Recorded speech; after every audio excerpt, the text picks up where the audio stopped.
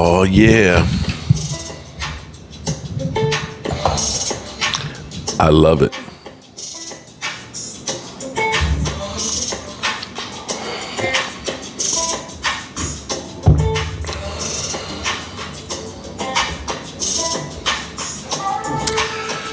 Good Monday morning, friends. Mark Holmes here with my buddy Cowboy Joe Boo.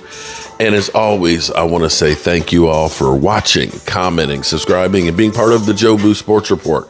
Without you guys, as well as you ladies, you know that this literally does not work. I hope everybody is having a great day. I am having a freaking fantastic one as the Dallas Cowboys get ready to take on the Philadelphia Eagles. This week is a huge week. This is huge. I don't know if you realize the gravity of this. You know, it's kind of cool because for so many weeks, I was hearing from Niner fans that were killing our Cowboys. They were just telling us how much we suck. Cowboys stink, you know? And now all of a sudden, the wheels have seemed to be falling off of San Francisco. The wheels have fallen off of San Francisco. Brock Purdy, he ain't so purdy anymore right now. Right now, they've got quarterback issues. He has been exposed. And maybe we're looking at the San Francisco 49ers as a team that peaked a little soon. Now, we've got the Eagles. Now, the Eagles, to their credit, the Eagles have won 7 games, 7-1, best record in football. You cannot understate how huge that is, because you look at it and say they're not the same team that they were last year, yet they're still winning the big games. Now, I would say if I were the Eagles, I'd be concerned that Sam Howell and the Commanders have put up 31 points twice on you and actually scared you. You could have lost both of those games. You found a way to win, so congratulations. And now Jalen Hurts, we're finding out, is hurt maybe a little bit more with the knee than what we thought. Jalen Hurts, who has a knee bruise, spent an hour getting treatment, 1 hour getting treatment after the game before he could go into the press conference. Now the Cowboys, after having a bad loss to San Francisco, in the NFL, you got to have a short memory, because things change quickly in the NFL. And right now, the Dallas Cowboys offense, which was looking terrible, is now looking really good. It seems like they've kind of figured some things out. Putting CeeDee Lamb outside more, using motion has gotten him free, and he has become your best weapon. And it seems that for whatever reason, they kept trying to feed Michael Gallup, and it seemed like they were trying to make him the featured wide receiver. They kind of put him back at the third role and started using Brandon Cooks, who without a doubt is your second best receiver.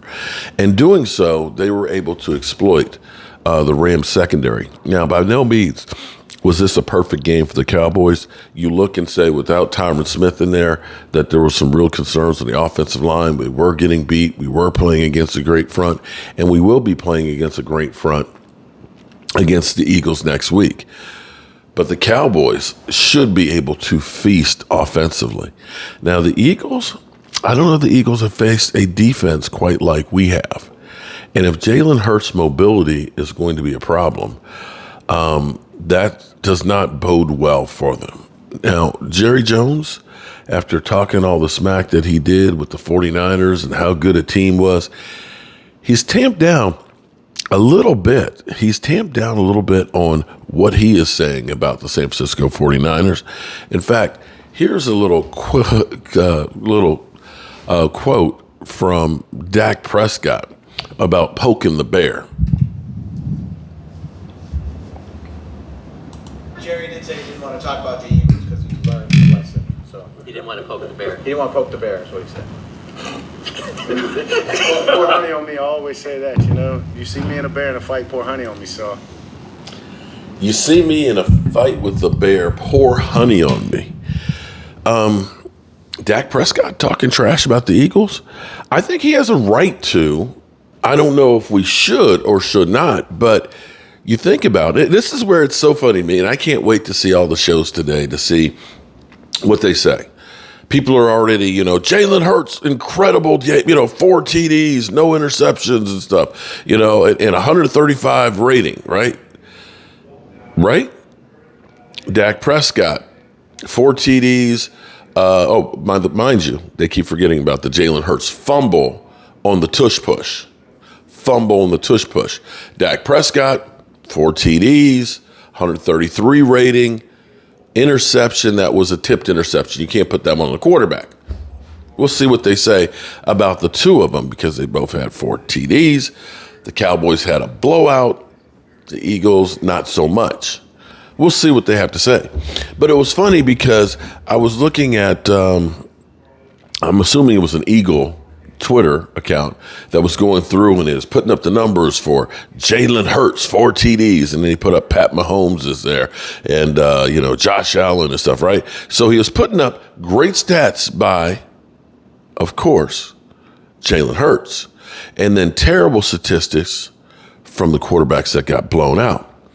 What was interesting is, what was missing was Dak Prescott's numbers. So I tweeted back, I said, bro, you forgot about Dak Prescott's 4 TDs, just to kind of poke the bear a little bit. But Dak Prescott has had quite a bit of success, even though the Eagles won't quantify that. They'll try and find an excuse. Good old Philadelphia will say, oh, well, those games didn't matter. Okay. Well, I would say one of the losses that we have, that Dak Prescott has, one of the 3 to the Eagles, was a game he only played a series in. Tony Romo played a couple of series, and then we had Mark Sanchez, butt fumble, playing in that game. So you can look at that both ways. That 8-3 record, and how about, because again, they'll go through and say, well, when you guys won last year, we had our backup quarterback. Well, your backup quarterback led you guys to 36 points. 36 points, which was higher than your season average. But be that as it may, it's okay. It's okay that you guys want to deny it. But I will say that Dak Prescott, the last 3 times he's faced the Eagles, 40-plus burgers. Let me say it one more time. 40-plus burgers. Yeah. So Dak Prescott has had a lot of success against the Eagles. Now, this is going to be an interesting week to see if the Eagle fans, the cockroaches that a lot of them are, if they are in talking smack after barely beating the Commanders, or if this is going to be a quiet week and they'll wait to see if they actually win before they come out. I don't know, but you know what? I'm going to enjoy this week. And maybe, you know what?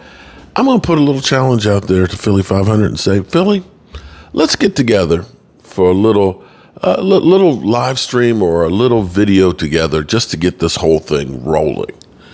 I don't know. Are you ready to talk smack? I'm just curious where we stand on that, Philly.